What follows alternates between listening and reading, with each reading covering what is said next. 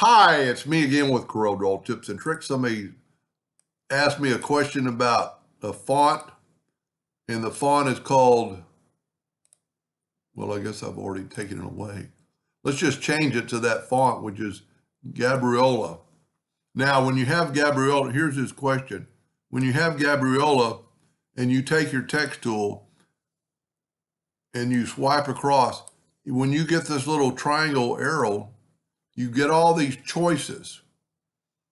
But he doesn't want the D to be like that. So he wants this part, but he doesn't want that part. Now, here's the problem. When we take this and go to Object and break the curve apart, it changes that font, changes that letter. So in this case, just go to Object and convert it to a curve. Well, let's don't even do that. Let's do this. Let's take our text tool and start right here in cursor, and then go and just pick the D you want. And let's say you want to use that D right there. So now you've changed that font. And the other fonts really work a little differently. Let's spell out the word epilogue. Let's make it capital. So every font will have a different look. And if we go and change it to Gabriola, and basically Gabriola is a font that you can change. It's a can't even think of the name of it right now.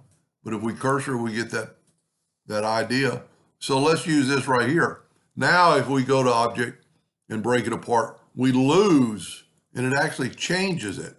So one thing you can do, you can left click, right click, and let's see what our nudge factor is. This is over 9 inches. With nothing selected, let's make our nudge factor 10. And you could take your Smart Fill tool and fill that in and use it for something else. You know, use it for anything you want and use that squirrel. I mean, this is a pretty way to get, I call them squiggles. And, you know, if we take this and left click, right click, Control D, make a duplicate, move it over. Let's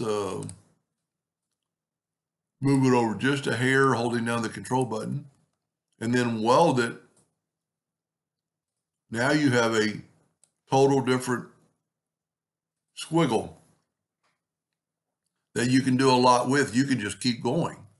You know, we could take it up here and Control D, holding down the control button, and go up here.